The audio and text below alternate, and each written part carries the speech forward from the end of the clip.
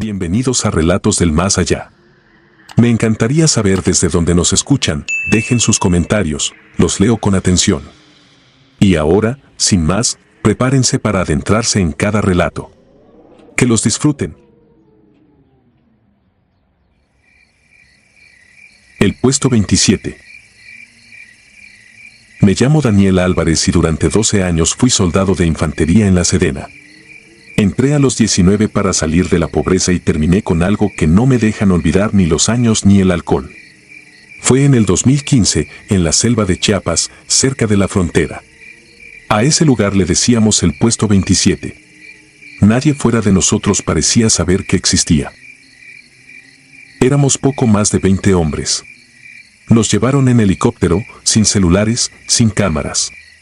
La orden fue corta, casi seca: resguardar un punto estratégico y apoyar operaciones especiales contra grupos armados. Asegurar el perímetro, no dejar pasar a nadie, no hacer preguntas. El punto era un claro donde antes hubo un campamento maderero, con una bodega de lámina oxidada y un depósito de agua de concreto, agrietado, lleno de hojas podridas. La selva lo rodeaba todo como un muro verde y pegajoso. El primer día pusimos alambre de púas, sacos de arena y casetas de guardia. El capitán caminaba de un lado a otro con el radio en la mano, fumando sin parar. No hablaba de patrullajes, no planeaba recorridos. Solo repetía instrucciones sobre horarios de acceso, listas de verificación, claves que yo nunca había escuchado. Aquello no se sentía como un puesto de combate, se sentía como un almacén. La primera noche llegaron. Eran casi las 2 de la mañana cuando escuché los motores. No eran las camionetas viejas de los ejidatarios. Eran motores graves, afinados, que vibraban en el suelo. Nos formaron detrás de los sacos, sin armas montadas. Entraron 3 pickups sin placas y un camión de caja cerrada, blanco, con un solo número pintado en la puerta, 27. Del camión bajaron hombres con pasamontañas y chalecos sin insignias. No saludaron, no pidieron permiso. Uno entregó un folder al capitán, el capitán firmó sin leer y dio la orden de abrir la bodega. Entre todos bajamos cajas grandes de madera y metal, envueltas en plástico industrial o selladas con cintas que traían sellos de aduana. Pesaban demasiado para ser simple mercancía. Al moverlas se sentía adentro algo suelto, como bolsas que se acomodaban tarde. Algunas cajas tenían símbolos marcados a fuego, números, cruces, letras que no reconocí. Unas traían manchas oscuras en las esquinas, ya secas. Nadie preguntó nada. En el ejército uno sabe cuándo es mejor tragar saliva y seguir cargando. Cuando terminaron, los vehículos se fueron sin una palabra. El ruido se perdió entre los árboles y la selva se quedó muda. Los grillos y las ranas se callaron al mismo tiempo, como si alguien hubiera bajado un interruptor. Sentí un frío raro en la espalda a pesar del calor. Las entregas se volvieron rutina. 2 o 3 veces por semana, de madrugada, llegaban camionetas, camiones, a veces un helicóptero que aterrizaba casi a oscuras. Siempre cajas, siempre bultos, siempre la misma firma rápida del capitán. Lo que entraba a la bodega y al depósito no salía. Solo se acumulaba. Los oficiales se encerraban a revisar papeles mientras nosotros hacíamos guardia afuera, fingiendo que aquello era normal. Lo que de verdad empezó a quebrarme fue cuando dejaron de ser solo cajas. Una noche de jueves, a la 1:30, me tocaba guardia en la caseta más alejada, pegada a la selva. La humedad era tan espesa que sentía el uniforme pegado a la piel. Escuché un ruido detrás de la bodega, como algo pesado arrastrándose sobre tierra mojada. Avisé por radio. El teniente me dijo que mantuviera posición. Antes de que llegaran, escuché un sonido diferente, un gemido corto, ahogado. Sonaba a persona con la boca tapada. Me acerqué lo justo para ver por un hueco en la lámina. 2 soldados de mi pelotón y uno de los encapuchados bajaban un bulto envuelto en lona negra de la parte trasera de una camioneta. El bulto se movía. Uno le dio una patada para que se calmara. Lo arrastraron hasta el viejo depósito de agua, que días antes habían mandado vaciar y cubrir con una placa de metal. Levantaron la placa entre los 3.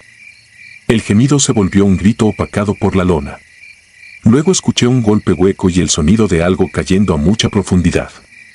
Después solo quedó el murmullo lejano de la selva. El teniente llegó a mi caseta pocos minutos después.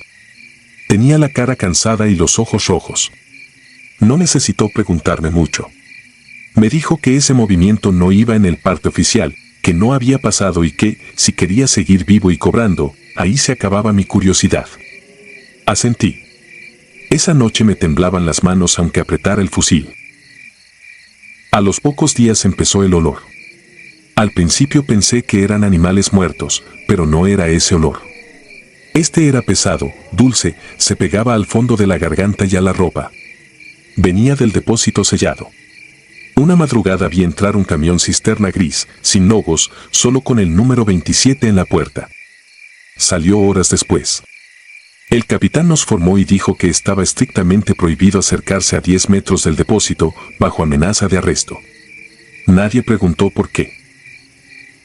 Conseguí un cuaderno pequeño de tapas verdes y comencé a anotar todo. Fechas, horas, números de vehículos, nombres de los oficiales que llegaban, descripción de las cajas, de los olores. Lo escondía dentro del chaleco, detrás de la placa balística, y por las noches lo metía en una bolsa de plástico debajo de mi catre. No sabía si algún día serviría para algo, pero era lo único que sentía que podía hacer. La noche que todo reventó fue un viernes. Esa vez llegaron 5 vehículos. 2 pick-up, un camión, un jeep militar y una Suburban negra. Del jeep bajó un coronel que yo solo había visto en fotografías. De la Suburban se bajó un hombre de traje y zapatos que se hundían en el lodo. Hablaron aparte con el capitán. Nadie sonreía. Nos ordenaron despejar el área alrededor de la bodega y quedarnos de espaldas. Ningún soldado debía voltear. Obedecimos, pero el oído no se puede cerrar. Escuché cajas abriéndose, plásticos arrancados, cosas pesadas arrastradas por el concreto. El olor cambió de golpe. Ya no era solo humedad y óxido. Era algo más fuerte, mezcla de cloro, sangre y químicos. A uno de mis compañeros le dieron arcadas. El teniente lo mandó a una caseta a empujones. Luego se escuchó el primer disparo. Un balazo seco, desde dentro de la bodega. Luego otro y después ráfagas cortas. Un soldado a mi lado corrió hacia la puerta por reflejo. No alcanzó a llegar. Su casco explotó en una nube roja. Nunca supe desde dónde le tiraron. La Suburban arrancó lanzando piedras y desapareció hacia la brecha. Nadie dio la orden de cubrir, de avanzar, de nada. Solo nos quedamos ahí, de espaldas, escuchando gritos, golpes, disparos y cosas que caían. El coronel salió al cabo de un rato, caminando despacio, con la camisa manchada. Dijo que un paquete había intentado escapar y que ya estaba controlado. Repitió, mirándonos uno por uno, que cualquier comentario sobre lo ocurrido sería considerado traición a la patria. Luego se subió al jeep y se fue. Esa noche vi cómo sacaban 3 cuerpos envueltos en lonas verdes, todos de nuestro bando. Los llevaron directo al depósito. Volví a escuchar el sonido de algo que cae y golpea al fondo. Cuando levantaron la placa, el hedor que salió me hizo vomitar con todo y casco. El capitán me vio limpiarme la cara con las mangas y no dijo nada. En sus ojos había la misma mezcla de miedo y resignación que empezaba a ver en todos. Al día siguiente un helicóptero dejó a un grupo de hombres con trajes blancos y mascarillas. Entraron a la bodega con cajas metálicas y bidones. Salieron horas después. Quemaron lonas, ropa, incluso cascos, en una fogata aparte. Nos hicieron firmar hojas que casi no pudimos leer. Nos dijeron que el puesto 27 nunca había estado ahí. Esa tarde supe que, si me quedaba, tarde o temprano iba a terminar en el fondo de ese depósito. No fue valentía.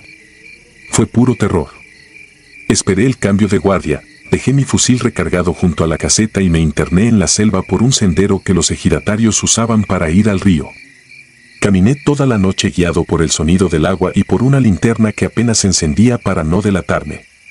Cada rama que pisaba sonaba como un disparo. Sentía en la nuca el peso del número 27. Al amanecer llegué a una comunidad pequeña. Me vieron el uniforme y dudaron, pero me dieron café y un rincón en el corredor. Inventé una emboscada, dije que me había separado de mi pelotón. El comisariado llamó a unos números escritos en un papel viejo. Nadie respondió. El puesto 27 no aparecía en ningún listado. De ese lugar, oficialmente, no había rastro. Me di de baja un año después. Cambié de ciudad, de teléfono, de vida. No guardé fotos con uniforme. Solo me quedé con el cuaderno verde, escondido debajo de una tabla suelta del closet y con el olor del depósito pegado en la memoria. A veces, en la madrugada, cuando la ciudad se queda callada, escucho motores graves que pasan por la calle y se me cierra la garganta.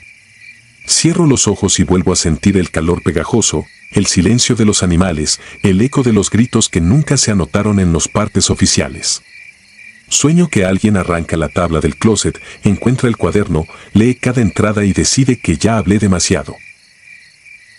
Dicen que allá, donde estaba el puesto 27, los campesinos escuchan todavía, de noche, vehículos que suben por el camino maderero y nunca llegan a ninguna casa. Que el aire huele distinto cuando llueve y que el agua que escurre por las zanjas arrastra algo más oscuro que lodo. Yo no sé si algún día tenga el valor de entregar ese cuaderno o de quemarlo. Lo único que sé es que hay cosas que enterramos con cemento, químicos y silencio, pero siguen pudriéndose debajo de la tierra, igual que lo que guardábamos donde se supone que solo debía haber agua.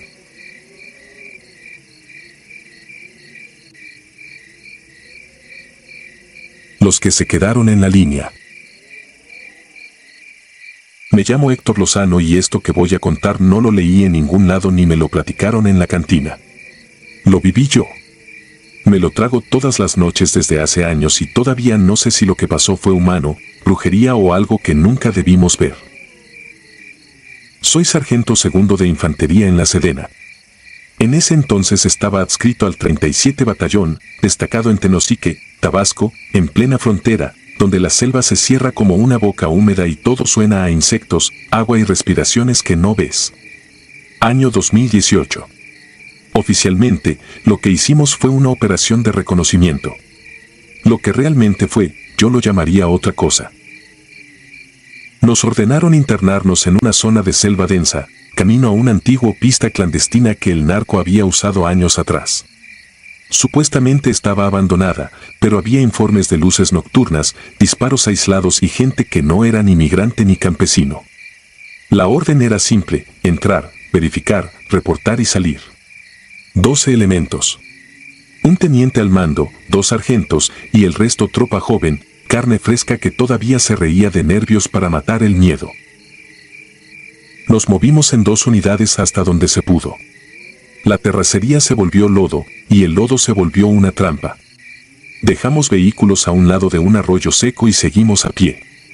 Selva cerrada, humedad pegada al chaleco, el casco resbaloso, el fusil sudado en las manos. El ruido del monte era tan fuerte que el propio silencio se sentía lejos. No había señal de radio más allá de unos cuantos metros. Sabíamos que, entrando de lleno, estábamos solos. Desde el principio noté algo que no era normal, pero no sabía cómo explicarlo. Tácticamente todo estaba mal. No había rastros frescos de paso, ni casquillos nuevos, ni huellas de botas diferentes a las nuestras. Pero tampoco había animales grandes. Nada de monos, nada de venados, ni siquiera un maldito pájaro.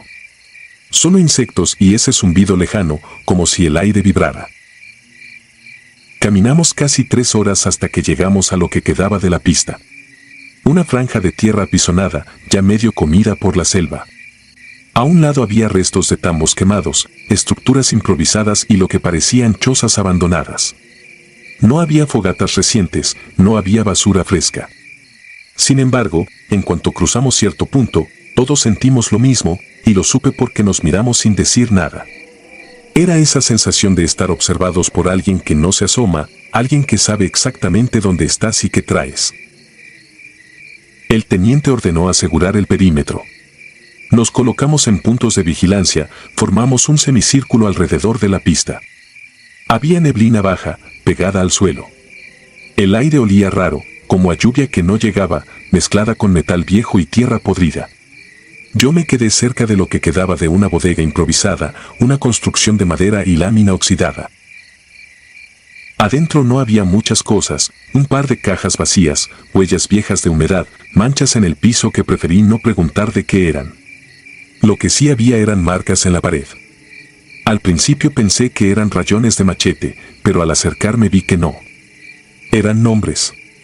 Apellidos, rangos militares, algunos solos, otros con iniciales. Varios ya se me habían quedado grabados en la memoria por los partes informativos de años anteriores. Gente que había caído en enfrentamientos, gente que nunca apareció. Uno de esos nombres era de un cabo que yo conocí en Guerrero. Lo vi muerto en una emboscada en 2015. Yo mismo lo cargué hasta el helicóptero. Ahí fue cuando se me enfrió la sangre. No era posible que alguien hubiera escrito esa lista como broma. Eran demasiados nombres, demasiadas coincidencias, demasiados desaparecidos. Todos militares. Llamé al teniente. Revisamos las paredes con las lámparas. El yeso estaba rayado por dentro, como si lo hubieran escrito con algo filoso desde hace tiempo. No se veía fresco.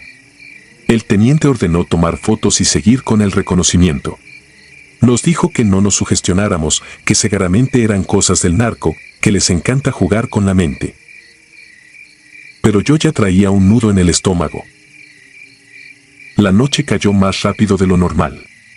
Una cosa es que oscurezca y otra es que la luz parezca apagarse. A eso de las 21 horas la selva era una masa negra. Solo teníamos la luz tenue del cielo nublado y nuestras miras nocturnas. Decidimos quedarnos hasta pasada la medianoche para descartar cualquier movimiento. El ambiente se apretó tanto que cada respiración se escuchaba como si fuera ajena. Fue entonces cuando empezó lo que todavía me persigue. Primero fue el olvido del tiempo. Revisé mi reloj y marcaba las 21:10. Lo volví a ver al rato, después de lo que sentí como media hora de vigilancia tensa, y seguía en 21:10. Pensé que se había descompuesto, pero cuando le pregunté en voz baja al cabo Aranda qué hora traía, me dijo exactamente lo mismo. 21:10, otro compañero, el soldado Rivas, reportó por susurro en la radio que su reloj digital marcaba 21:10 también. 3 relojes diferentes, misma hora, congelada. El teniente nos ordenó mantener la calma y no fijarnos en pendejadas. Pero el oído no miente. La selva tiene ritmos, y esa noche todo sonaba fuera de ritmo. Había momentos en los que los insectos callaban de golpe, como si alguien hubiera apagado un switch. Luego, de la nada, regresaban, pero desfasados, como ruido grabado y mal reproducido. El primer grito llegó desde la parte más oscura de la pista. Era humano. Clarísimo, quebrado, y sonó tan cerca que todos giramos los fusiles hacia el mismo punto. Mi sargento, aquí, chilló una voz. Me dolió reconocerla, aunque su dueño llevaba años muerto. Era la voz del cabo que se quedó en Guerrero, el que cargamos convertido en peso muerto. Lo juro por mi madre. No podía decirlo en voz alta. Solo me quedé helado, con el dedo en el gatillo, yendo hacia un tronco grueso donde, según mis ojos, no había nada. La voz repitió, mi sargento, no me deje aquí otra vez. Nadie disparó. Nadie avanzó. El teniente solo murmuró por radio que mantuviéramos posiciones. Pero su respiración se escuchaba agitada, más rápida de lo normal. Después vinieron otros sonidos, no tan claros.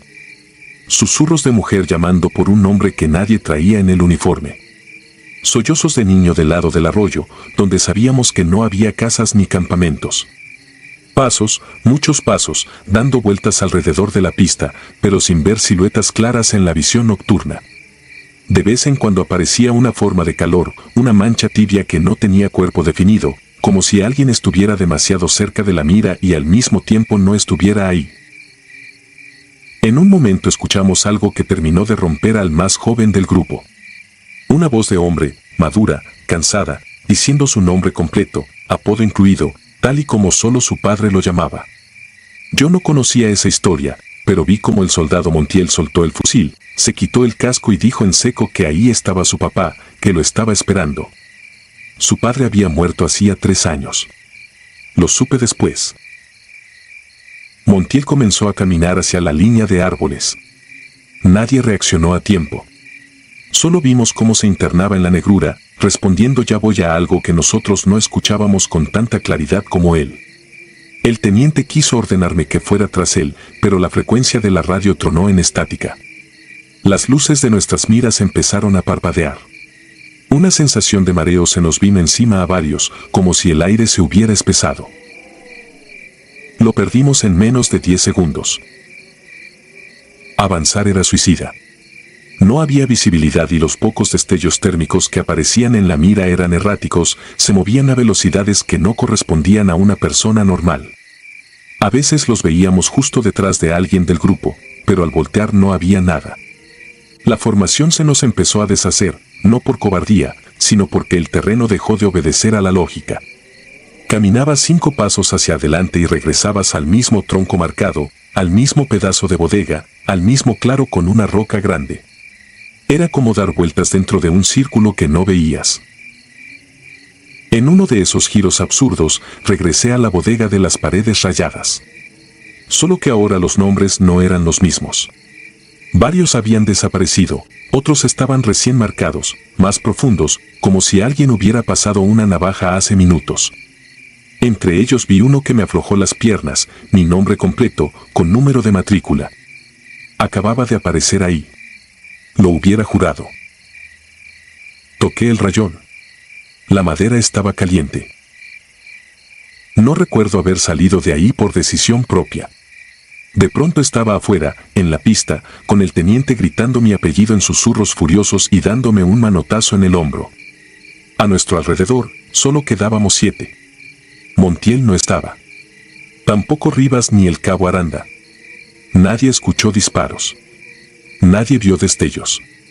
Era como si se hubieran despegado del mundo, arrancados del cuadro de la realidad sin dejar ruido. La radio volvió de golpe, con un chasquido que casi nos revienta los oídos. Eran voces del batallón preguntando por nuestra posición. El teniente mintió. Dijo que todo en orden, que estábamos en repliegue por condiciones de clima. Nadie quiso mencionar relojes detenidos, voces de muertos ni nombres grabados. Nos ordenaron replegarnos a la última coordenada segura y esperar extracción terrestre. Salimos de la pista sin dudar. Al alejarnos apenas unos metros, los relojes comenzaron a moverse de nuevo. 2:43 de la madrugada. No teníamos noción de cuántas horas habíamos estado atrapados en ese loop de miedo. Llegamos a los vehículos al amanecer. Éramos menos. Nadie se permitió llorar. Solo metimos los fusiles, nos quitamos los chalecos y nos sentamos en silencio hasta que llegó otra unidad. La investigación oficial habló de desorientación, posible deserción y confusión en las comunicaciones. En el papel, los desaparecidos quedaron como casos abiertos.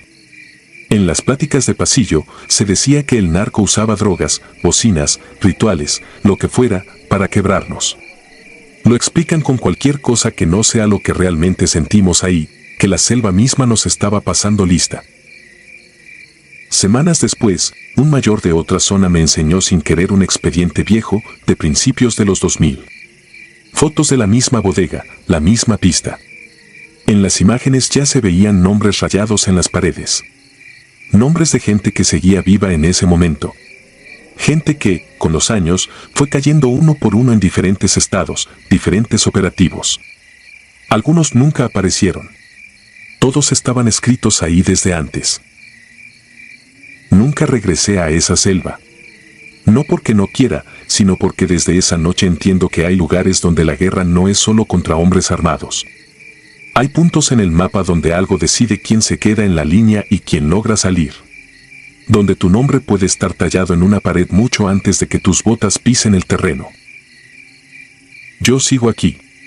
Sigo respirando, comiendo, formándome en lista. Pero cada vez que cierro los ojos, escucho el eco de esa voz diciendo no me deje aquí otra vez y siento bajo la mano la madera caliente con mi nombre grabado. Y no sé cuánto tiempo más me va a seguir marcando 21:10 por dentro.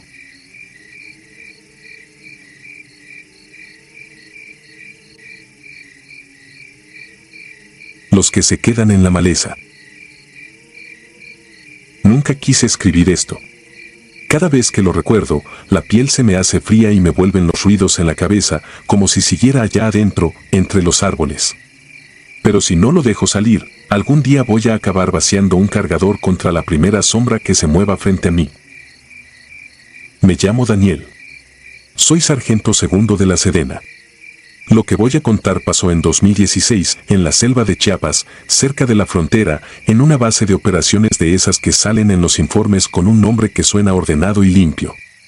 En papel era una BO más. En la realidad, era un agujero húmedo clavado donde el mapa se queda sin carreteras. Nos mandaron a reforzar al 20 Regimiento por incremento de actividad ilícita en la zona de selva alta. Eso decía la orden. Aterrizamos en un helipuerto de tierra, rodeado de lonas, tambos de diésel y caras cansadas. Lo primero que noté fue el olor, mezcla de gasolina vieja, sudor, tierra mojada y algo que no supe identificar, como carne guardada demasiado tiempo. El que mandaba ahí era el teniente coronel Armenta. No era un oficial de escritorio. Se le notaba en la postura, en las manos llenas de cicatrices, en la manera en que te miraba, como si evaluara si ibas a servir para algo o solo ibas a engrosar la lista de bajas. Pero su mirada tenía otra cosa, un cansancio raro, esa forma de ver más allá de ti, como si estuviera pendiente de algo que se movía detrás de todos. Los primeros días fueron rutina, reconocimientos a pie, aseguramiento de veredas, revisión de brechas abiertas por gente que no quería ser encontrada. La selva lo traga todo. Carreteras, casas, pistas clandestinas. Si dejas un vehículo 2 semanas sin moverlo, las hojas y la humedad se lo comen vivo. Uno aprende a caminar escuchando más que viendo. Ahí conocí bien a mi escuadra. Éramos 6 en total. El cabo Primero Ramírez, con años ya en zona caliente, Ortega, operador de radio, flaco y silencioso, el güero, un chamaco de Sonora que no entendía cómo podía existir tanto verde junto, y 2 soldados más, Cruz y Molina, casi recién salidos del colegio militar. Yo llevaba lo suficiente en esto como para saber que esa mezcla de experiencia y novatada siempre termina cobrando factura. La cosa se torció la tercera semana. Ese día, antes de que oscureciera, nos formaron frente al comedor. Armenta salió de la oficina con un mapa doblado y la cara más dura de lo normal. Dijo que habían detectado, por imágenes satelitales, una pista clandestina vieja reactivada en las últimas noches. Una franja recta entre la maleza, a unos 15 kilómetros al interior. Sin nombre, sin poblado cerca. Teníamos que ir a reconocer, confirmar actividad y, de ser posible, asegurar. Había algo raro desde el principio. No nos asignaron apoyo aéreo. No hubo mención de otra compañía cubriendo sectores aledaños. Solo nosotros, una patrulla de 6, por una brecha que ni siquiera salía clara en el mapa. Ortega lo comentó por lo bajo mientras revisábamos equipo, pero nadie se atrevió a decir más. En el ejército hay cosas que no se preguntan en voz alta si quieres seguir apareciendo en las listas de revista. Salimos cuando el sol ya se había ido detrás de los árboles. La humedad era tan espesa que sentías el chaleco pegándose a la carne. Llevábamos FX-05, una M60 ligera para apoyo, radios PRC nuevas, visores nocturnos de esos que se empapan de condensación a los 10 minutos. El camino al principio era brecha de terracería, luego se fue estrechando hasta volverse solo una huella de llantas medio borrada por la maleza. Al llegar al punto marcado por Armenta en el mapa, no vimos nada. Nada de nada. Solo árboles, lianas, hojarasca. Ortega revisó otra vez las coordenadas y dijo que ahí era. Apagamos las luces del vehículo y avanzamos a pie. A los 20 metros, el ambiente cambió. No hay otra forma de decirlo. El sonido de insectos bajó de golpe. La selva nunca está en silencio. Siempre hay grillos, ranas, pájaros, algo. Pero ahí, de pronto, se apagó todo, como si alguien hubiera bajado el volumen. Solo escuchábamos nuestras botas hundiéndose en el barro y la respiración encerrada dentro de los chalecos. Fue Cruz el que primero lo vio. Una línea recta, casi perfecta, donde la maleza estaba aplastada. No era camino de gente. Era huella de algo pesado que había aterrizado y despegado varias veces. A los lados, los troncos de los árboles tenían marcas de cortes viejos, como si hace años hubieran abierto un claro ahí y la selva hubiera intentado cerrarlo sin lograrlo del todo. El aire olía distinto, a combustible y a humo viejo. Avanzamos por esa pista hasta llegar a un espacio más abierto. La tierra estaba removida en varios puntos, montículos irregulares, como zanjas mal tapadas. Ramírez masculló que parecían fosas. Nadie quiso comprobarlo. Uno aprende a reconocer la tierra que ha sido abierta para esconder cosas que no deben ser encontradas. Ortega intentó comunicar por radio el hallazgo, pero lo único que obtuvo fue estática. Ni siquiera el clásico ruido del canal lleno. Era un silencio seco, antinatural. Cambió la frecuencia, ajustó antena, reinició todo. Nada. Entonces escuché el primer susurro. No era en el radio. Era al lado. A nivel de oído. Una voz que dijo mi nombre, apenas un soplo. Daniel. Me giré con el arma en alto y no vi a nadie. Todos estaban delante, revisando uno de los montículos. No dije nada. Pensé que era el cansancio, la tensión. Seguimos avanzando hacia lo que parecía la cabecera de la pista. El olor a podrido se hizo más fuerte, mezclado con humedad rancia. Encontramos restos quemados de algo que pudo ser una avioneta. Solo metal retorcido y manchas viejas en el suelo. Entre los restos, Cruz sacó un casco de vuelo partido a la mitad y unos huesos pequeños, como de mano. Los dejó donde estaban, sin comentar. Hay cosas que el cerebro registra y a la vez intenta ignorar. Fue en ese punto cuando perdimos al primero. ¿Dónde está Molina?, preguntó Ramírez de pronto. Miré alrededor. Éramos 5. Había estado atrás de mí hacía menos de un minuto. Nadie lo había oído moverse, nadie había visto su silueta separarse de la formación. Simplemente ya no estaba. Lo llamamos en voz baja, luego más fuerte. Nada. Ortega intentó ubicarlo por radio. Silencio. Revisamos en círculo, con las miras apuntando entre los árboles, las linternas de luz roja cortando la oscuridad. Ni rastro de huellas que se separaran de nuestra ruta. Solo las nuestras, apretadas, superpuestas, marcando el avance. Propusimos regresar al vehículo, reportar la desaparición y pedir apoyo. Ramírez dudó. Había una orden. Teníamos que confirmar la pista. Esa rigidez estúpida que se te mete al cuerpo cuando llevas años obedeciendo. Dijo que nos replegaríamos en cuanto llegáramos al otro extremo. Faltaban, según el GPS, menos de 500 metros. Aceptamos. No por convicción, sino porque admitir que algo estaba mal requería una valentía que nadie tenía esa noche. El camino se hizo más pesado. El barro parecía agarrarse a las botas. En algunos puntos la maleza crecía hacia adentro, como si intentara impedirnos el paso. A rato sentía que algo caminaba paralelo a nosotros, dentro de la línea de árboles. Cada vez que me volteaba, lo único que veía eran troncos oscuros y sombras más oscuras. A los pocos minutos, la voz volvió. Esta vez fue en el radio. Una interferencia primero, un quejido de estática y luego, claro, la voz de Molina pidiendo ayuda. Mi sargento, aquí.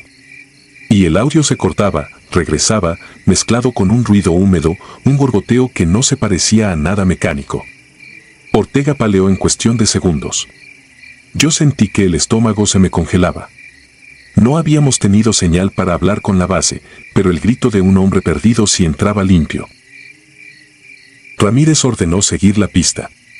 Dijo que el sonido podía estar siendo rebotado desde cualquier parte. Que si nos metíamos a la selva sin referencia nos perderíamos todos. Tenía razón en lo táctico, pero algo en mí supo que esa voz no venía de un lugar donde pudiéramos encontrar un cuerpo entero.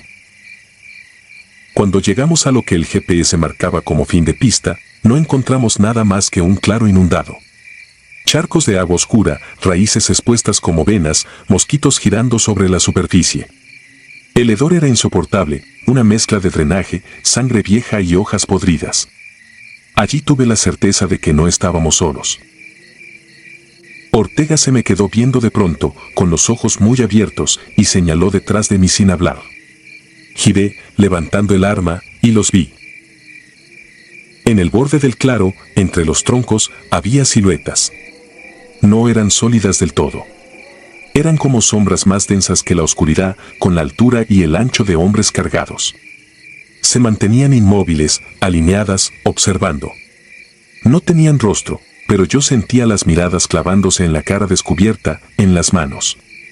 Un zumbido bajo empezó a llenarme los oídos, como si todas respiraran al mismo tiempo.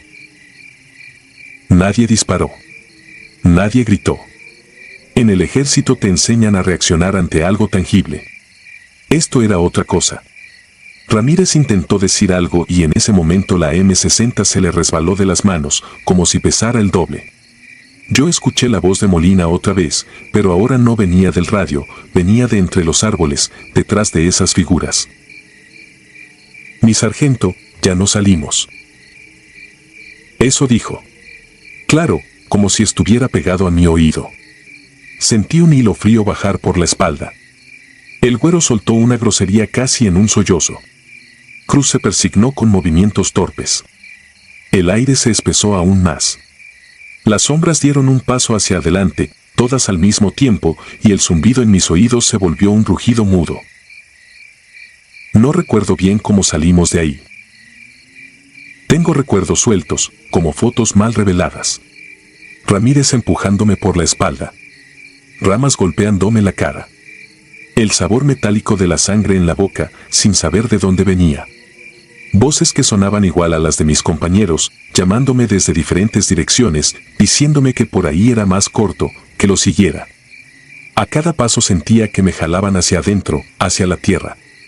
Hubo un momento en que caí de rodillas y al levantar la vista vi, a 2 metros, un montón de botas semienterradas, todas viejas, de diferentes modelos, algunas ya sin suela, aún acomodadas como si dentro hubiera pies. Cuando por fin vimos las luces débiles de la base entre la vegetación, ya solo éramos 3. No encontramos al güero ni a Cruz. Nadie los vio salir atrás de nosotros. Nadie oyó disparos. No hubo rastros de lucha, ni sangre, ni casquillos, ni nada. En el informe quedaron desaparecidos en reconocimiento en selva, presumible secuestro por parte de la delincuencia organizada. Armenta nos escuchó en silencio. No interrumpió cuando describimos la pista, las fosas, la interferencia, la voz de Molina, las figuras en el claro. No se burló, no nos regañó. Solo se quedó muy quieto, con las manos entrelazadas sobre el escritorio, mirando un punto en la pared detrás de nosotros. Al final dijo algo que todavía me retumba. En esta zona, sargento, hay muchos que entraron armados y nunca salieron. No todos se los llevó la gente. La selva también tiene memoria. Y se cobra sus muertos. Al día siguiente, como si nada, enviaron otra patrulla a verificar el área. Regresaron diciendo que no encontraron pista, ni restos, ni nada raro. En los mapas oficiales, esa coordenada quedó en blanco. A nosotros nos rotaron a otra unidad 2 meses después. Sin ceremonia, sin menciones. Las fotos de los que se quedaron allá se guardaron en un archivero metálico que nadie abre. Cada vez que pido mi baja me dicen que no hay condiciones, que espere, que el país nos necesita. Duermo poco. Cuando cierro los ojos vuelvo a oler ese aire podrido y a escuchar mi nombre susurrado por voces que ya no deberían sonar. A veces, cuando paso revista en mi unidad actual, cuento a los soldados en formación y me salen 1 o 2 más de los que tengo anotados. Parpadeo y el número cuadra. Estoy empezando a pensar que no siempre es un error. Dicen en los noticieros que estamos recuperando el control del territorio, que la autoridad está regresando a zonas donde antes mandaba el crimen. Yo sé que eso es una verdad a medias. Hay pedazos de este país donde ya no mandan ni los cárteles, ni el gobierno, ni nadie. Territorios que se tragaron cuerpos, secretos, avionetas y patrullas enteras. Lugares donde la selva aprendió a usar nuestras voces para llamarnos por nuestro nombre y no dejarnos salir. Y cada vez que un soldado desaparece sin explicación, en un informe frío, sin foto y sin misa, siento que allá adentro, en esa pista que ya no está en ningún mapa, se suma otra sombra alineada en el borde del claro, esperando al siguiente que se atreva a entrar.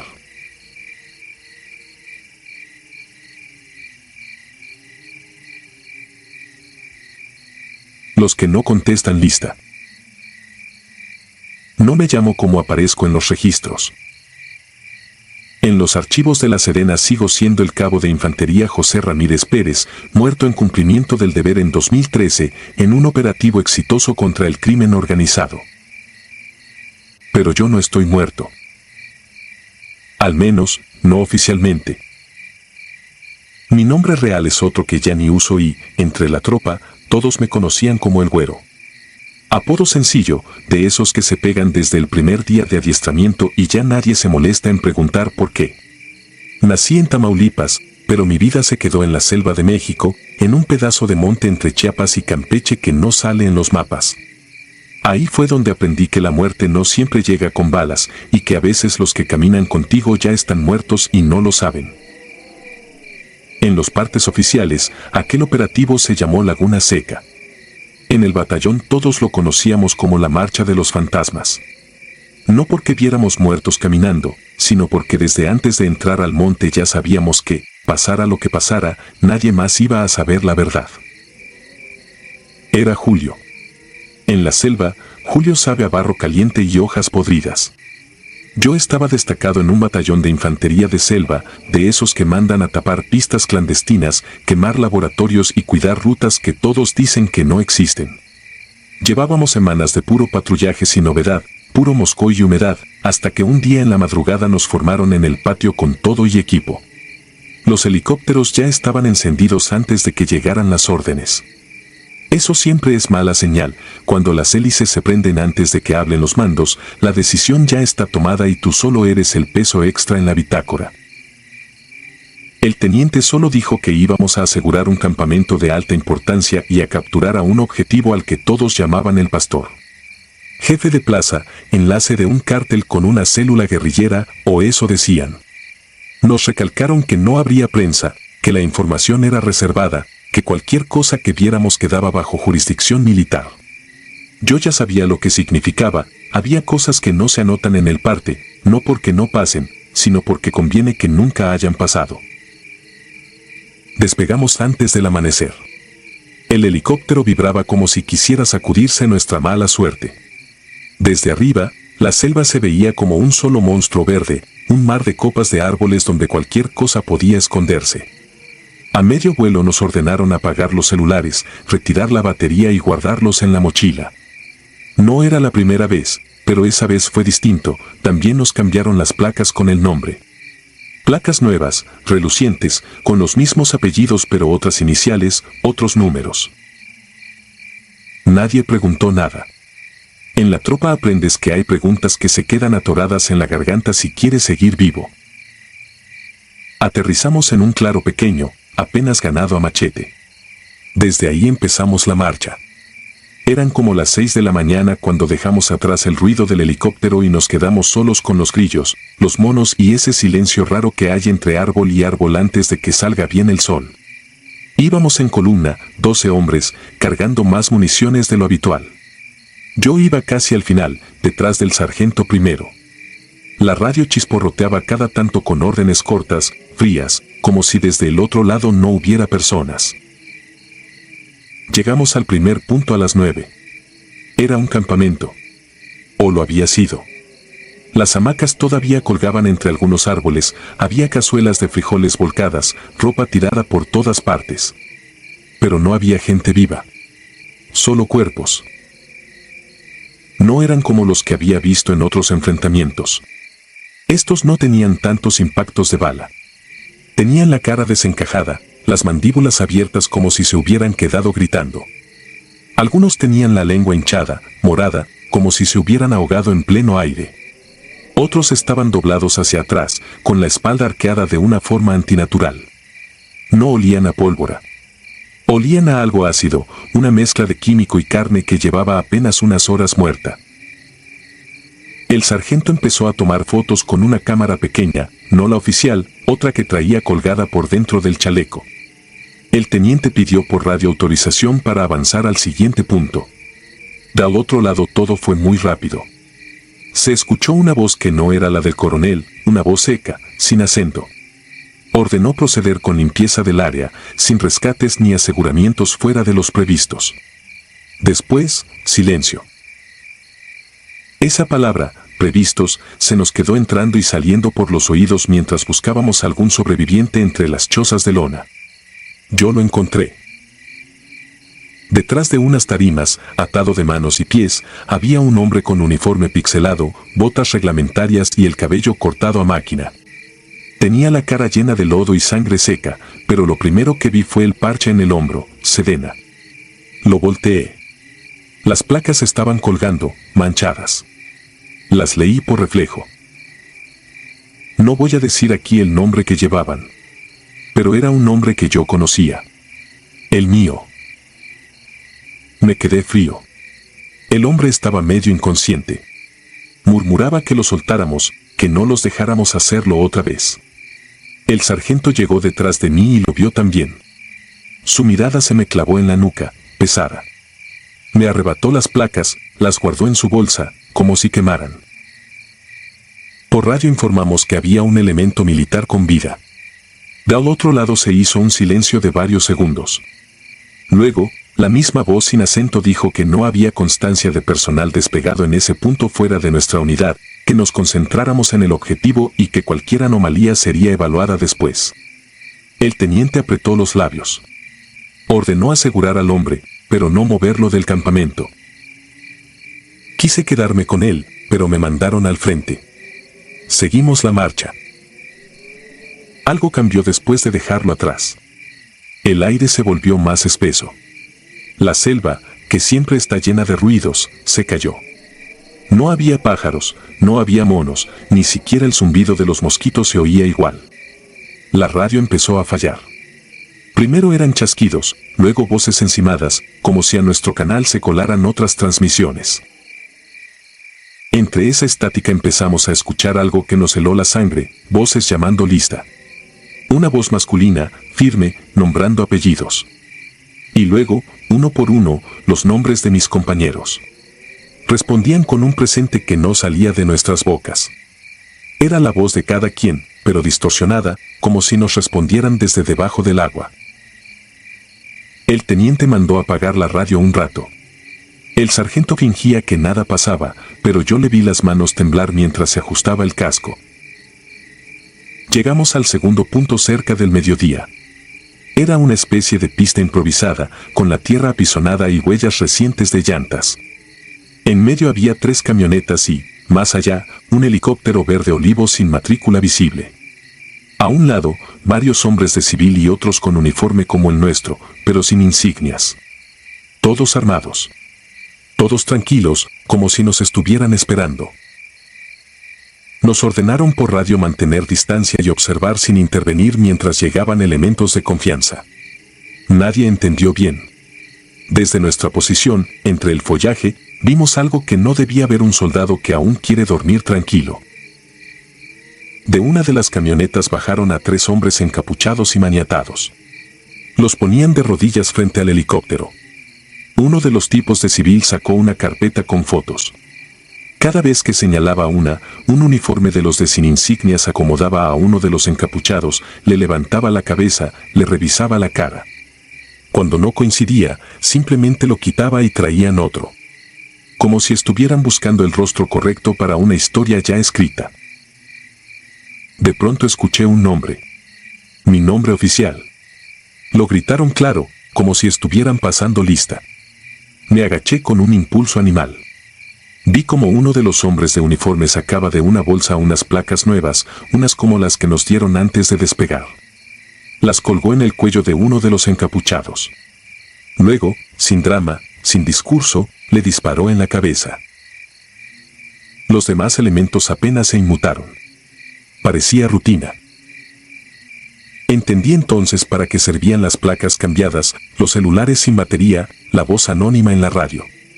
Entendí que en algún papel, ese encapuchado muerto con mis placas sería yo. Un soldado caído en un operativo exitoso contra el crimen. Una cifra que sumaba a la estadística correcta. Un muerto útil. Quise vomitar. El sargento me jaló del chaleco y susurró que no me moviera. Que había cosas que se callan si quieres ver otro amanecer. Pero ya era tarde para mí. Algo en mi cabeza se había quebrado. De pronto, la selva volvió a hacer ruido. Un ruido raro, como de muchas cosas moviéndose a la vez entre las hojas. Los hombres de la pista comenzaron a mirar alrededor, inquietos. La radio en el cinturón del teniente cobró vida sin que nadie la tocara. Se escuchó otra vez la voz que pasaba lista, pero ahora nombraba a los muertos del primer campamento. Cada apellido iba seguido de un presente ahogado, como si saliera desde lo profundo de la tierra. El helicóptero arrancó deprisa. Uno de los hombres de civil empezó a gritar órdenes que no se entendían bien. Alguien disparó hacia la selva sin blanco definido. La línea entre ellos y nosotros se disolvió en segundos. El teniente ordenó repliegue. Empezamos a retroceder entre la maleza mientras las balas cortaban ramas encima de nuestras cabezas. No supe quién disparaba a quién. Solo sé que, al voltear, me di cuenta de que ya no éramos 12. Éramos 8. Nadie los vio caer. No hubo gritos, no hubo sangre visible. Simplemente, de un paso a otro, faltaban cuerpos en la columna. Como si la selva los hubiera tragado en silencio. Pregunté por ellos, pero nadie respondió. Ni siquiera el sargento. Tenía la mirada perdida, como si contara algo que no le salía en los dedos. La radio volvió a sonar cuando el sol empezaba a bajar. Esta vez, la voz no pasó lista. Se limitó a decir que el operativo había concluido con éxito, que habíamos abatido a varios objetivos y que lamentablemente algunos elementos habían caído en cumplimiento del deber. Dio nombres. Entre ellos, el mío. Sentí un frío que no venía del sudor. Escuchar tu propio nombre en un parte de muertos es algo para lo que no te entrena nadie. El teniente me miró, y en sus ojos vi algo parecido a lástima. Me dijo que a partir de ese momento, si quería seguir vivo, tenía que entender que para el país yo ya no existía. Regresamos al punto de extracción con 4 hombres menos. Nadie hizo el intento de buscarlos. El helicóptero llegó al anochecer. Nos subieron sin hacernos preguntas. En el vuelo de regreso nadie habló. Solo se escuchaba el batir de las hélices y, a ratos, la estática de una radio en la cabina, con una voz lejana que se empeñaba en pasar lista una y otra vez, esperando respuestas que no llegarían. Esa noche, en el cuartel, nos hicieron firmar un reporte que no describía nada de lo que habíamos visto. Yo no quise firmar al principio. El sargento me llevó aparte. De su bolsa sacó algo envuelto en una bolsa negra. Era la cámara con la que había tomado fotos en el primer campamento. Dentro, me mostró una imagen que todavía sueño cuando cierro los ojos, el soldado atado, con mi nombre en las placas, mirándome como si supiera exactamente en qué me estaba convirtiendo. Me dijo que guardara la memoria. Que algún día, si quería decir la verdad, eso era lo único que iba a probar que no estaba loco. Que lo que habíamos visto había pasado de verdad, aunque en los papeles nunca hubiera existido. Después de eso pedí mi baja. Me la negaron 2 veces. A la tercera, me dieron de alta como caído en acción y de baja como ser humano. Conservo la memoria de esa cámara escondida en un lugar que no voy a mencionar aquí. A veces pongo las noticias y todavía repiten reportajes viejos sobre el gran golpe que fue aquel operativo en la selva. Enseñan fotos borrosas de cuerpos alineados, rostros pixelados, armas aseguradas. Hablan de valentía, de sacrificio, de la lucha sin cuartel contra el crimen. De vez en cuando, en alguna toma mal encuadrada, alcanzo a distinguir una silueta de uniforme tirada boca abajo, con las placas brillando sobre el pecho. Sé que en algún escritorio existí como un número. Como un nombre grabado en metal colgado del cuello equivocado. Sé que en algún monumento, perdido en un batallón que ya no piso, mi nombre está escrito entre los caídos. Pero también sé otra cosa. En esa selva, en ese pedazo de monte donde la niebla se mete entre los árboles como humo de cigarro, hay hombres a los que nunca les pasaron lista de salida. Siguen marchando en la cabeza de quienes estuvimos ahí. Siguen contestando presente en radios que ya nadie enciende. Y si alguna vez te toca hacer guardia en un destacamento de selva, de madrugada, cuando la humedad te cala hasta los huesos y la radio chisporrotea sola, escucha bien. Si oyes que nombran un cabo que, según los registros, lleva años muerto, no respondas. Porque en este país, cuando la verdad contesta presente, lo que hacen no es honrarla. La entierran en una fosa que no existe. Y luego dicen que todo fue un éxito.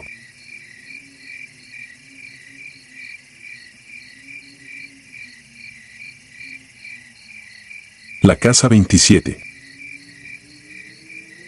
Me llamo Adrián y serví en un batallón de infantería de La Serena en Tamaulipas. Esa noche yo estaba franco en el complejo habitacional del personal. Mi esposa veía una serie con el volumen bajo y mis hijos dormían. A las 21:58 el pasillo se llenó de pasos, portazos y voces contenidas. Afuera, varios vecinos formaban un semicírculo frente a la Casa 27. No eran curiosos, eran soldados con el gesto duro, esposas con los brazos cruzados, niños asomándose detrás de una cortina. El oficial de día llegó con 2 elementos del servicio de guardia. Había un parte verbal, un cabo de transmisiones encerrado con su esposa e hija. La mujer había pedido ayuda a través de una ventana, llorando. El cabo no abría y había trancado la puerta con muebles. Por reglamento no se entra a la vivienda de un compañero sin autorización, así que el oficial pidió línea al mando. Mientras esperábamos, del interior llegaban golpes a distintas alturas, como si arrastraran cosas pesadas, y un murmullo que no sabría describir. No sonaba borracho ni fuera de sí, más bien como si repitiera una oración en un idioma que no he escuchado en ningún curso. A las 22:12 se autorizó el ingreso controlado. Conseguimos una escalera y una barra. El ventiluz de la cocina estaba abierto. 2 de los de guardia se metieron, yo me quedé en el pasillo con el oficial, conteniendo a los vecinos. La niña de la Casa 27 lloraba en brazos de su tía, diciendo que su papá hablaba con alguien detrás de la pared. La mujer, pálida, refería que desde semanas atrás él se levantaba a las 3, se metía al baño y se quedaba ahí sin luz. Aseguraba que no consumía nada, que no tomaba, que solo decía que tenía algo importante entre manos. Dentro se oyeron instrucciones cortas, muebles arrastrados, un golpe seco. Cuando por fin abrieron, la sala estaba patas arriba. Las fotos familiares tiradas, un sofá volteado, la mesa de centro con marcas en la superficie, como rayas hechas con punta metálica formando figuras geométricas que no correspondían a nada escolar. En el piso había un cruce trabajado con alambre y cuentas negras, de manufactura casera. No parecía adorno. El cabo estaba en el pasillo, descalzo, con los nudillos lastimados y una mirada fija que yo solo había visto en gente tras un accidente. Repetía una serie de frases en voz baja, sin acento, sin pausas. Cuando nos vio, mostró un cuchillo de cocina. No hizo amago de atacar, pero se pegó al muro y comenzó a pasar la hoja por la pintura, en trazos lentos. La mujer dijo su nombre y él giró como si no entendiera de quién hablaba. Lo reducimos con técnica, nada espectacular, lo justo para evitar heridas. Le aseguramos el cuchillo, le inmovilizamos brazos y lo llevamos a la enfermería que está a 2 cuadras, dentro del mismo complejo. Yo fui parte de la escolta. En el trayecto el cabo siguió con su cantinela. No era una plegaria militar ni un pasaje bíblico. Sonaba como una serie de sonidos viejos, secos, en secuencia. Me llamó la atención que no perdía el ritmo con los baches, como si no fueran palabras, sino una clave de radio que alguien dicta sin respirar. En la enfermería lo revisaron. No tenía golpes relevantes, temperatura normal, pupilas normales. El médico decidió sedarlo leve para que durmiera. Mientras preparaban la inyección, el cabo me clavó la vista. No me miró a mí, miró a algo a mi lado, como cuando buscas a quien manda en una sala. Y sonrió sin que el gesto llegara a los ojos. Fue una sonrisa mínima, técnica, como la de un instructor que confirma que entendiste una orden. Me aparté por inercia. El medicamento hizo efecto al minuto. Roncó hondo y se quedó inmóvil. El médico pidió entregar sus pertenencias en custodia. En los bolsillos llevaba un teléfono, una cadena con una cruz rara hecha con 2 varillas y hilo oscuro, y un papel con símbolos repetidos en filas, como si alguien practicara caligrafía con signos ajenos. El oficial de día mandó resguardar todo. La esposa, que había llegado después, contó entre sollozos que en el historial del teléfono había consultas sobre rituales, pactos, atajos para conseguir poder y pagos. No sabía más. El parte escrito se hizo a medianoche. La casa quedó sellada por prevención. Yo regresé al departamento. Mi esposa me esperaba sentada con el abrigo puesto, los ojos abiertos de par en par. Le dije que todo estaba controlado, que no había heridos. Ella asintió sin preguntar. Cuando nos metimos a la cama sentí el cuerpo agotado aunque no había corrido 1 kilómetro. Cerré los ojos y me vino el zumbido de la frase del cabo, constante, sin origen. Fue como si el oído se quedara sucio con un tono que no se pierde. A las 3:07 me despertó un golpe en la pared común con la casa 27. No fue un golpe fuerte, fue la vibración de un objeto que cae y se detiene. Me levanté en silencio para no inquietar a los niños. Me asomé por la mirilla del pasillo. No había nadie. A lo lejos, un perro de los castrenses lloriqueó sin motivo. Regresé a la cama con la sensación absurda de que alguien hacía inventario en un cuarto vacío. Al día siguiente el cabo fue trasladado al hospital militar para evaluación psiquiátrica. Había despertado en la madrugada y no recordaba lo de la casa ni la enfermería. Reconocía la cruz de alambre, no su función. Dijo que la compró en un tianguis por curiosidad. El médico recomendó observación, exámenes y visita al capellán, más por tranquilidad de la familia que por otra cosa. Se registró el teléfono y el papel bajo cadena de custodia. A mí me asignaron la tarea de acompañar al oficial a revisar el domicilio con luz de día. La casa 27 a esa hora parecía otra. Las marcas sobre la mesa no eran al azar, formaban patrones repetidos, con líneas que se cruzaban en ángulos exactos, como mapas o rutas. En una esquina de la recámara había un pequeño altar improvisado, una vela consumida hasta la base, un vaso con agua turbia y una pieza de cristal opaco redondo, con vetas dentro. No era caro ni elaborado. Era de los objetos que uno pasa por alto si no sabe lo que busca. De regreso a la oficina revisamos las fotos tomadas por el servicio. En una, el cabo está sentado en la camilla, con la mirada clavada en el reloj de la pared.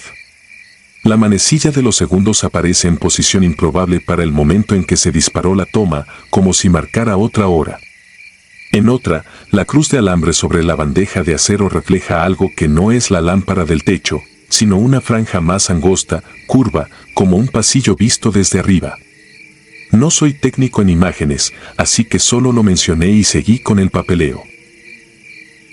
La semana corrió con rutina forzada. Los niños volvieron a jugar en el pasillo, las esposas a barrer temprano, los compañeros a salir al primer servicio. Solo que nadie quería pasar frente a la casa 27 de noche. Uno se cambiaba de banqueta sin decirlo. Yo mismo empecé a cortar camino por la parte de atrás, aunque me cayera polvo en las botas. El sábado, cuando quise lavar el carro, encontré en el piso del asiento del copiloto una cuenta negra como las de la cruz. No estaba ahí antes. La tomé y noté que tenía un brillo interno que no nacía del sol. Me reí de mí mismo, la eché al bote y seguí con la manguera. El cabo no regresó al complejo. Hubo un movimiento administrativo y lo mandaron a otra plaza. Se comentó que fue a baja, que pidió traslado, que lo pidió la esposa. En los movimientos de personal ese tipo de cosas se pierden en papeles.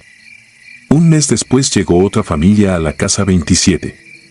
Pintaron y repusieron los muebles. El primer fin de semana se escuchó una fiesta de bienvenida con música baja. Todo normal. Yo dejé de soñar con la secuencia que repetía el cabo, salvo algunas noches sueltas. Hasta que un día, por protocolo, tuve que relevar al oficial de día y quedarme solo en la oficina al cierre. Tenía mi teléfono en la mesa. Quise poner una lista de reproducción para no oír el zumbido del aire. Al desbloquear, el buscador de la aplicación tenía texto escrito que yo no había tecleado. No era una palabra, eran los mismos signos del papel incautado, en orden, como si alguien hubiera transcrito la secuencia exacta. Borré. Pasé un paño a la pantalla. Salí a caminar por el pasillo. Volví y el texto estaba otra vez. No lo conté en el parte, porque no hay renglón para escribir eso. Lo que sí anoté, con todo detalle, fue la hora en que la alarma contra incendio del consultorio de la enfermería sonó sin motivo, 3:07. Anoté también que el perro volvió a llorar, que la manecilla del reloj tuvo un avance irregular, que la cuenta negra no apareció de nuevo. Dejé la oficina a las 6, cuando cambió el turno, y me fui a casa en silencio. Hoy vivo en otra plaza. Mi esposa dice que me volví maniático con las puertas, que cada noche hago un recorrido como si estuviera en servicio. A veces me quedo quieto en el pasillo de mi casa, frente a la pared, escuchando si hay algo detrás. No escucho nada. Lo único que no cambia, haga lo que haga, es que a las 3:07 despierto con la sensación de que en alguna parte del complejo alguien está repitiendo una secuencia, con una paciencia infinita, esperando el momento exacto en que otro de nosotros, sin querer, termine de escribirla. Y entonces, sin armar escándalo, pase al siguiente.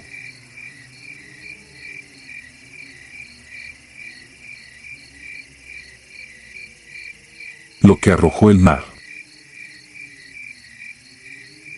Me llamo Damián y serví como cabo de infantería en la Sedena. En 2016 me destacaron a un operativo interinstitucional en la costa norte de Veracruz. La Marina llevaba el mando, nosotros, un pequeño equipo, íbamos a bordo de una patrullera rápida para reconocimiento y apoyo. No era mi terreno. Yo sé de cerros, brechas, polvo en los pulmones. El agua abierta no te da punto de referencia, solo horizonte y un zumbido metálico que no perdona. Aquella tarde salimos con la luz todavía alta y el mar planchado. Nos internamos unas millas, siguiendo un rastro de posiciones donde habían visto lanchas brincadoras. La orden era barrer un sector y volver antes de anochecer. A mí me tocó cubierta, al lado de la ametralladora, detrás de mí, la consola, radar, GPS, sonda, radios. Nada especial. Un mapa con 2 líneas marcadas a plumón y el olor a diésel fijo en la garganta. Poco antes del ocaso, dimos vuelta en U. Fue entonces cuando el mundo se redujo a fallas. Primero la sonda se quedó en ceros, después, el GPS comenzó a dibujar nuestra posición saltando como si alguien moviera la pantalla con nervios, el radar pintaba ecos que desaparecían. El támano bajó la velocidad. El jefe de máquina salió del compartimiento con el overol empapado y levantó la tapa de un tablero. El generador auxiliar estaba bien, los fusibles también. La patrullera, sin embargo, se sintió pesada, como si la agarrara algo por debajo. La noche cortó la línea del agua con una rapidez que me pareció ofensiva. Tierra estaba lejos, tal vez no tanto, pero la distancia se hace más grande cuando la luz se cae. Las luces costeras eran apenas agujas minúsculas y, aún así, preferí no mirarlas. Una superstición infantil, cuando te aferras a un punto fijo y este se va, te sientes soltado desde muy alto. El mar estaba manso y luego ya no. No hubo viento ni nube, solo un cambio en el pulso de la superficie. El oleaje chiquito comenzó a ordenarse en bandas, como si respirara a su modo. Escuché algo en la radio, un ruido de fondo que se parecía a palabras, pero no lo eran. El timonel mandó a uno de los marinos por chalecos adicionales por si acaso. Nadie hablaba más de lo necesario. Éramos 13 a bordo y todos sabíamos contar. No es cierto que la oscuridad del mar sea igual en todos lados. Hay sitios donde el agua se aclara con bioluminiscencia, como si alguien trazara con fósforos el contorno del casco. Esa noche apareció de golpe un resplandor tenue que seguía la silueta de la patrullera y luego se alejaba en círculos. Lo he visto antes, pensé, pero no así. Porque los círculos no se expandían de manera normal, se cerraban en sí mismos, formando una elipse que parecía medirnos. Cuando parpadeé, la superficie frente a la proa se abombó. No hay otra forma de decirlo. No fue una ola. Fue una elevación, como si el mar fuera una lona levantándose desde abajo por una mano invisible. La patrullera crujió. Sentí el golpe en las plantas de los pies. Alguien detrás de mí dejó caer una llave y nadie se agachó a recogerla. El jefe de máquinas metió el torso bajo otro panel. Dijo algo sobre reiniciar un sistema y apoyó la frente en el marco como quien reza sin darse cuenta. Yo tenía los dedos pegados al frío del guardamanos. El timonel, con el cuello rígido, mantuvo la proa apuntando a una nada ordenada. Entonces el agua explotó. No fue un chorro, tampoco una rompiente clásica. Fue una columna breve y brutal, que se deshizo en gotas gruesas y pesadas. En ese instante, algo salió despedido desde dentro del abombamiento. Lo vi con suficiente claridad para saber que no era un pez ni una boya. Era un cuerpo opaco, alargado, del tamaño de un tambo grande, con anillos o abrazaderas en los extremos. Giró en el aire, describió medio arco y desapareció en la negrura hacia nuestra banda de babor, como si hubiera sido lanzado por una catapulta. Nadie gritó. El único sonido fue el de las gotas golpeando el casco con la cadencia de una granizada. La columna se desinfló. La superficie volvió a su pulso irregular. En la consola, el GPS dejó de bailar, marcó una posición estable, el radar limpió sus manchas y mostró una pantalla limpia. El motor respondió a la orden mínima con una docilidad que unos segundos antes no tenía. El jefe de máquinas cerró la tapa del panel con dedos que le temblaban como si acabara de cargar todo el barco él solo.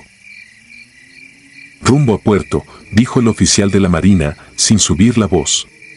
Sin comentarios a bordo. Regresamos en silencio.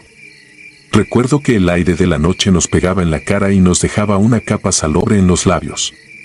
Yo miraba el mar de reojo, esperando que se volviera a elevar. No lo hizo. La costa fue creciendo, los faros se hicieron líneas, los muelles, contornos. Yo no dejé de sentir, sin embargo, que nos seguían, no desde la superficie, sino desde abajo, alineados con nosotros, a la misma velocidad. En la explanada del sector, la luz blanca de los halógenos no logró borrar el olor del diésel ni la sensación de cabina apretada. Se firmó un parte sobrio. Fallas intermitentes. Retorno sin novedad. Nadie preguntó por qué volvíamos antes del tiempo previsto. Nadie preguntó qué vimos. A veces el silencio es un uniforme más. Al día siguiente, nos ordenaron salir de nuevo. Mis manos no obedecían bien al principio, me temblaban en los nudillos. Navegamos al mismo cuadrante con otra ruta, como si aquello rompiera el hechizo. Y por un rato funcionó, sistemas normales, mar normal.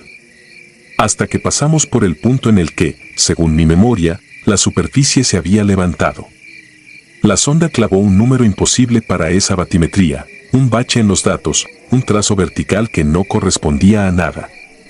El radar dejó una estela de ruido apenas un segundo y se limpió.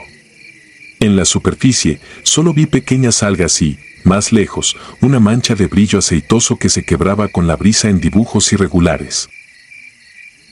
Quise anotar las coordenadas, pero la libreta se me quedó pegada a la mano por el salitre. Las escribí igual.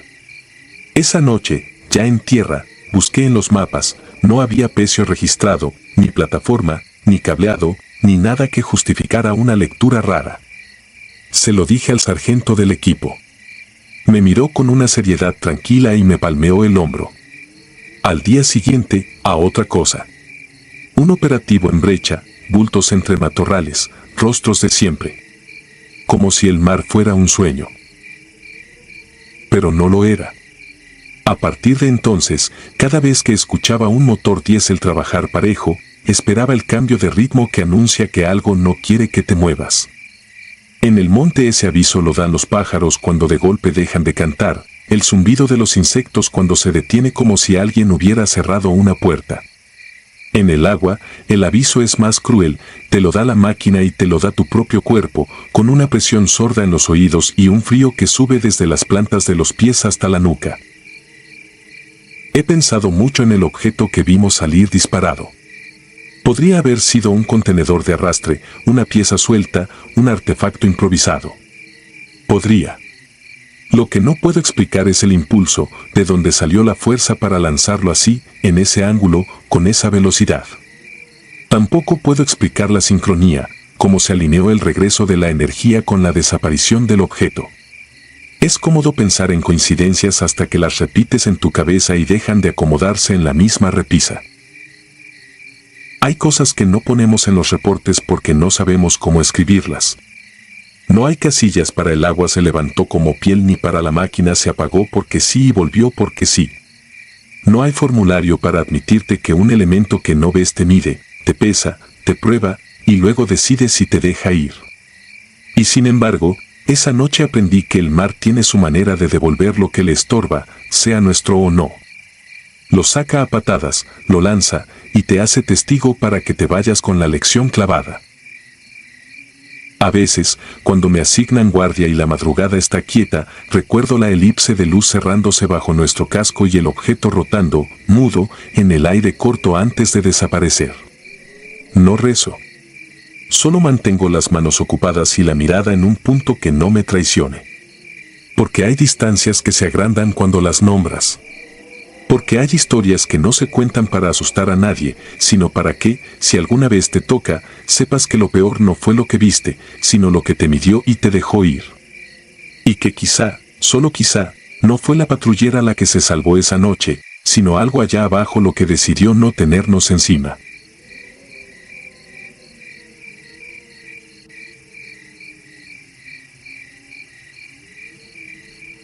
Radio Muerto. Llegamos a San Miguel de las Cañas antes del amanecer, 27 de mayo de 2014. Soy sargento segundo de infantería. El convoy quedó oculto entre bodegas y tractocamiones apagados. La orden era simple, asegurar el antiguo palacio municipal, incendiado horas antes tras un intercambio que nadie quiso firmar. Sin prensa, sin civiles. Solo humo, hollín y el rumor eléctrico de un generador empecinado. El calor no venía del fuego, sino de lo que el fuego había dejado. Vidrios cuarteados, pintura ampollada, papeles pegados al piso como piel. El comandante dividió sectores. A mí me tocó la crujía norte, la de las oficinas de archivo. Revisé el FX-05, conté cargadores, confirmé la frecuencia. Teníamos el tiempo encima, en la parte trasera, alguien había visto sombras cruzando con lámparas de mano. El generador seguía encendido sin razón visible. En la esquina del edificio, detrás de una patrulla calcinada, me topé con un chaleco naranja. Casco amarillo, lámpara frontal, botas con ceniza hasta la pantorrilla. Lo reconocí de inmediato por la barbilla remarcada y la arruga de la comisura, Uriel, mi vecino de secundaria. Protección Civil Municipal. Me hizo un gesto breve, como si nos hubiéramos visto ayer, y señaló la puerta trasera del archivo. Dijo que adentro el pasillo se bifurcaba, la derecha llevaba a un cuarto con ventilación natural, la izquierda terminaba en un cubículo sin ventanas, donde el humo se estancaba. Con la mano me marcó 2 tiempos para avanzar y 1 para cubrir. No necesitó decir su nombre. Yo asentí y pedí por radio abrir el portón interno. Entramos con luz rápida, toques cortos. El hollín hacía al edificio más pequeño, cada paso levantaba polvo que se pegaba al sudor y dificultaba respirar aún con la mascarilla. En la pared izquierda, el reloj de fichar marcaba una 17. Anoté mentalmente la hora. El generador mantenía un sonido constante, ajeno a nosotros, como un diente zumbando. En el piso había huellas en dirección contraria a la mía, botas pequeñas, suela tipo bombero y otras de tenis baratos. Pensé en voluntarios, en curiosos que entraron antes de que llegáramos. Pensé en Uriel guiándolos. En la bifurcación, tomé a la derecha. La habitación tenía una ventana alta que daba a la calle lateral. Se veía el resplandor del convoy y el contorno del cerro más allá. Papeles quemados volaban al mínimo movimiento, como insectos torpes. Sobre un escritorio descubrí una libreta húmeda. En la primera hoja alguien había escrito nombres y números de teléfono. Al final, apresurado, figuraba un trazo con plumón: no entren solos. Lo pasé de largo hasta un armario metálico. Vacío. Volví al corredor. Mi respiración se volvió un ritmo: 1, 2, pausa. El generador no fallaba. La izquierda olía peor. El aire era espeso, como aceite viejo. En el cubículo final encontré 3 sillas volcadas y un ventilador derretido. El cable había goteado sobre el mosaico dejando una línea negra. En el rincón, una forma con mantas encima. Me arrodillé. Al retirar la primera manta apareció un chaleco naranja, chamuscado en los bordes, con cinta reflectante aún limpia bajo la ceniza. El casco amarillo estaba debajo, con el número 07 pintado a mano. Al girar el cuerpo, vi la barbilla remarcada, la comisura con la arruga. Uriel. Me quedé quieto. El reloj de su muñeca, un Casio plateado, marcaba una 17. Yo lo había visto hace minutos con la lámpara encendida. Me había marcado los tiempos, 2 para avanzar y 1 para cubrir. Toqué la correa del reloj. Estaba caliente todavía, pero sin pulso. En la cinta del chaleco, a la altura del pecho, su letra de siempre, OREAOG.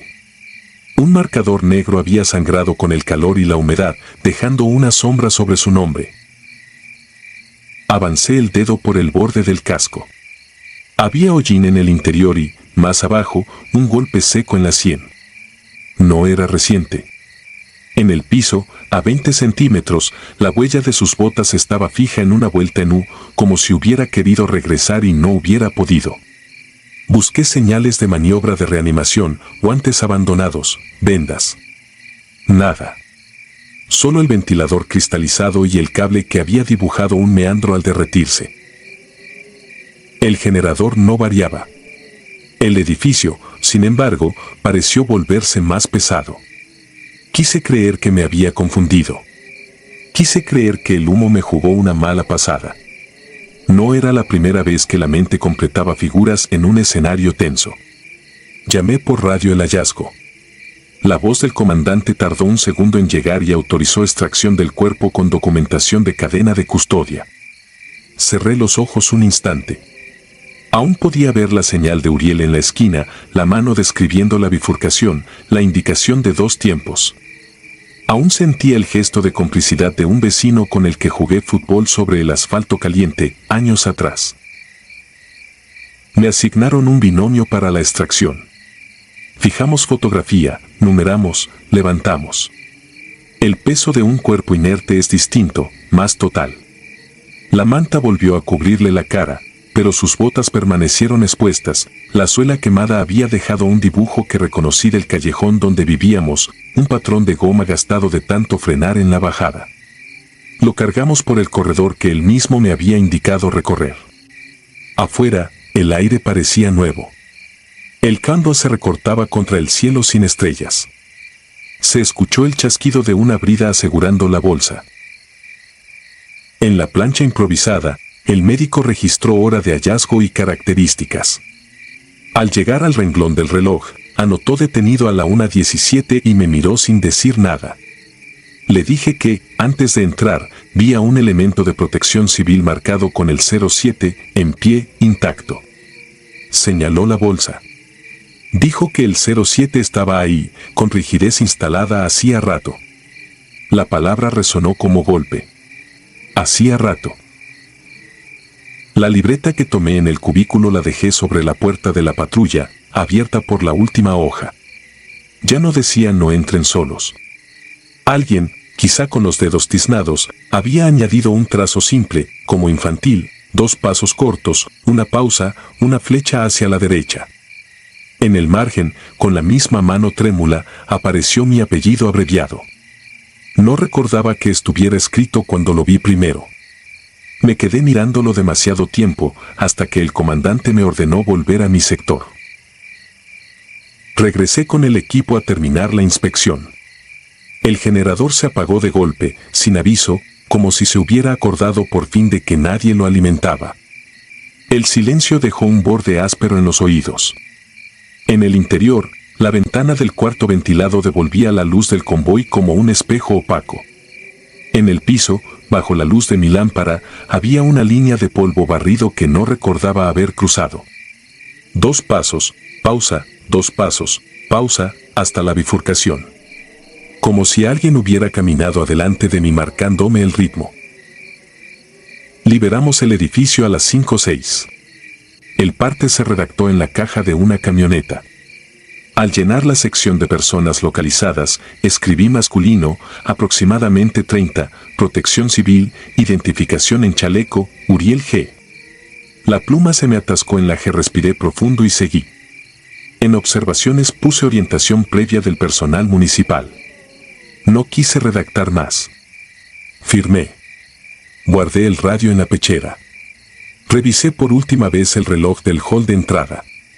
Continuaba fijo en 1:17.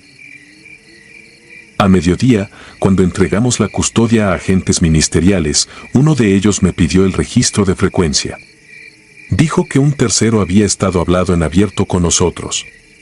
No asentí ni negué. En el canal que usamos, a esa hora, solo fuimos nosotros contra el zumbido constante del generador. El agente mostró su bitácora con tiempo y minuto. En su hoja había una línea, 3:43, voz masculina, listo en el portón. No reconocí la voz cuando la leí, pero ya la había oído. 2 pasos, pausa. Esa noche limpié mi equipo en el alojamiento. La mascarilla soltó una capa de hollín al primer enjuague. El radio, en cambio, no quiso desprenderse del olor a cable quemado. Lo dejé sobre la mesa y apagué la luz. A las 1:17, sin manos, sin que lo tocara nadie, prendió solo y lanzó un chasquido breve, como el diente de un generador que vuelve a girar con resuello prestado. No hubo llamada, ni clave, ni nombre. Solo el ritmo que me aprendí adentro. 2 pasos. Pausa. Y la certeza, en la oscuridad, de que no entré solo. Nunca lo hice.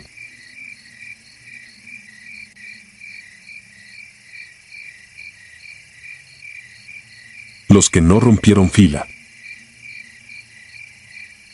Me llamo Daniel Valverde, cabo de los Gafes, clase 2007.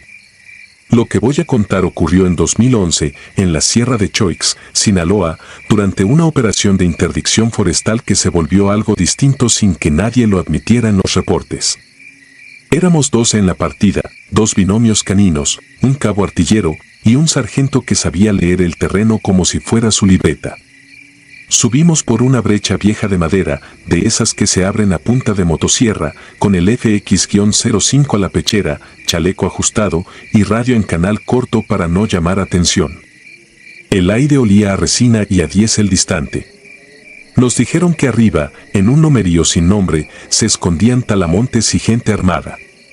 A nosotros nos tocaba observar, fijar y esperar refuerzo. Esa era la instrucción. Llegamos poco antes de la medianoche. El cielo estaba claro y la luna dejaba ver las aristas de los pinos como navajas. Elegimos un claro pequeño entre troncos tirados y raíces expuestas. No había humo ni perros, solo un rastro de llantas recientes que se metía a un cañón. Anclamos perímetro con tripié ligero, puntos de seguridad y turnos de vigilancia de 30 minutos. A mí me tocó el segundo turno con Chaparro, un muchacho de Durango que no sonreía ni cuando había café. Revisamos el horizonte con las ópticas, escuchamos los insectos y el crujido leve de madera. Todo parecía normal. Cuando el reloj marcó las 2, la temperatura bajó de golpe. No fue brisa, fue una mordida. Sentí las manos torpes dentro de los guantes, la saliva espesa, la espalda tiesa bajo la mochila. Pensé que era cansancio, pensé que era la altura. A lo lejos, Por el cañón se escuchó un golpe hueco de madera contra madera y luego nada. «No te desconcentres», me dijo el sargento en voz baja sin voltear. Le respondí con un movimiento de cabeza. El perro olfateó el aire y se encogió como cuando encuentra un escarabajo grande. No ladró. Simplemente decidió que el mundo había cambiado y que no le gustaba. El primer aviso fue un alineamiento. A 200 metros, entre el ramaje, vi una columna estrecha que no reconocí al principio. Tardé en entender que eran personas.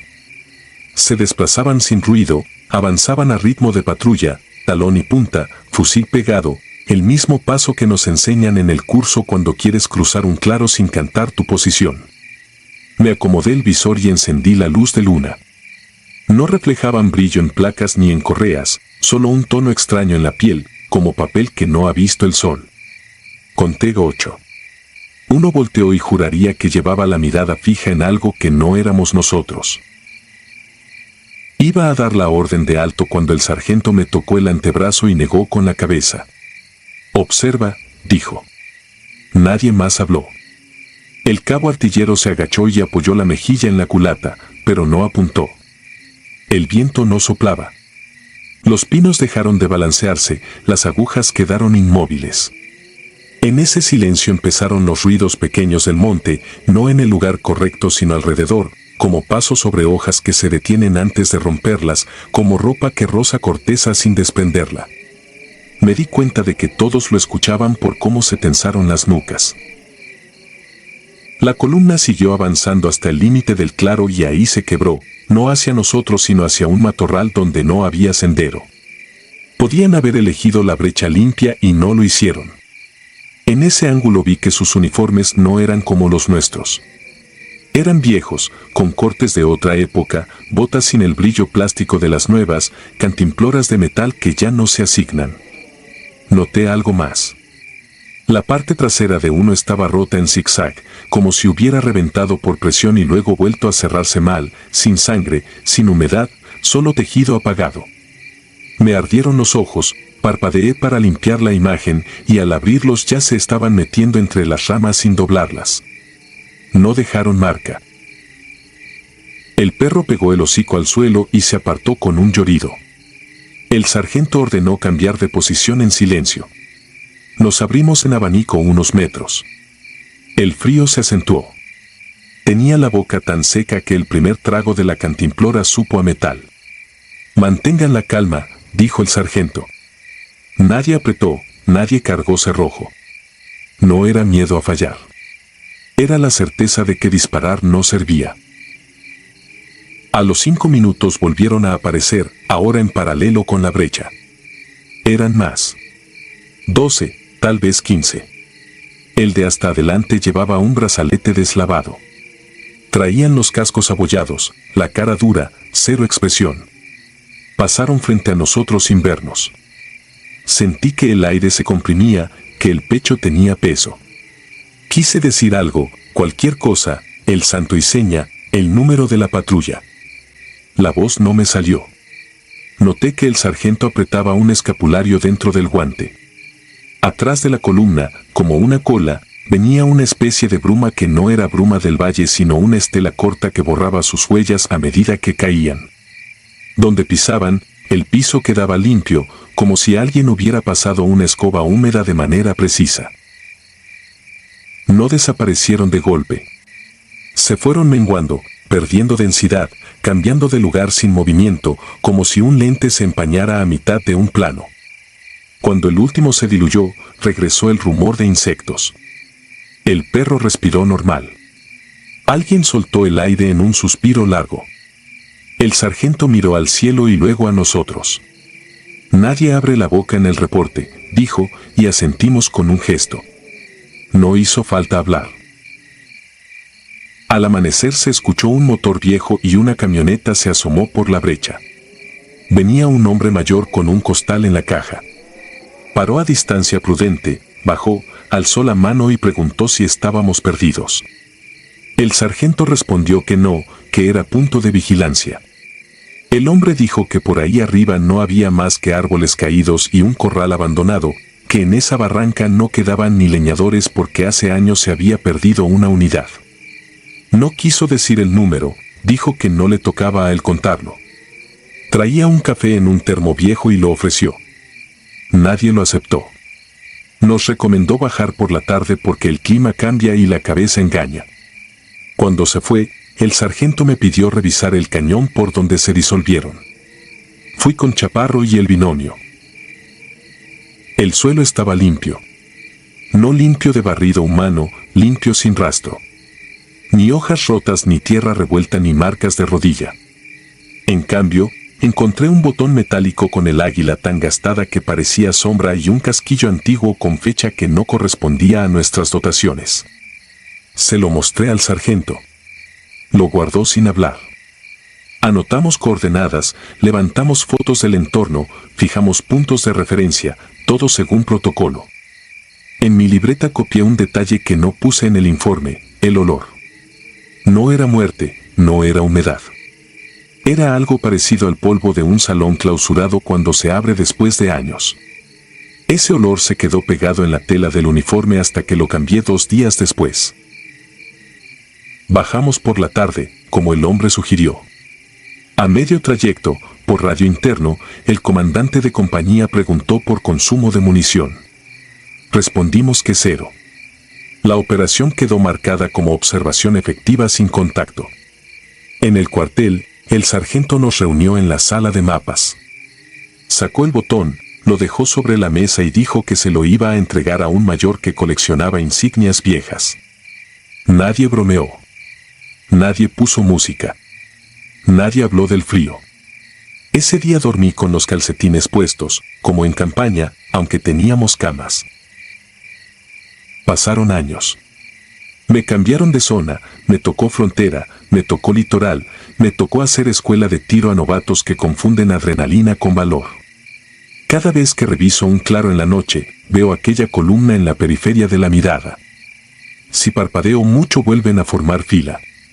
Si me quedo quieto los escucho practicar señales con la mano, esas que te aprendes de memoria sin que nadie te las dicte. Hay noches en las que, sin razón, regresa la misma mordida de frío en los dedos.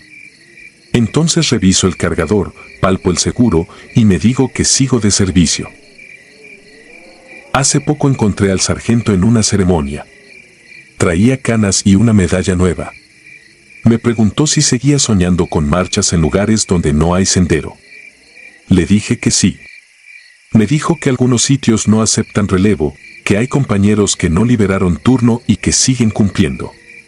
Que por eso la estela, para que nadie los persiga. No quiso agregar más. Tampoco lo necesitaba. Lo cuento porque no quiero que se pierda entre papeles. Allá arriba, en esa sierra que de noche parece un mar detenido, hay un tramo donde el tiempo se atora. Si pasas a la hora exacta, si no haces ruido, si no exiges pruebas, los ves. No piden nada, no miran a nadie, no avanzan hacia ti. Solo cumplen. Y tú entiendes que tu nombre puede quedarse grabado sin lápida ni madera, solo en la fila que no se rompe.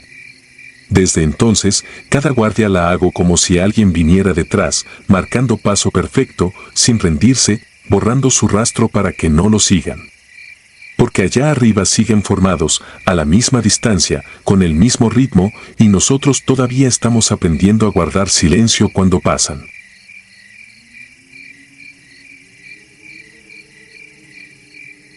Si te gustaron estos relatos, regálanos tu like y déjanos tu comentario, y no olvides suscribirte al canal para que sigas recibiendo las notificaciones de los próximos relatos. Tu apoyo nos ayuda a seguir creciendo dentro de YouTube. Nuevamente, 1000 gracias y nos vemos en el próximo relato.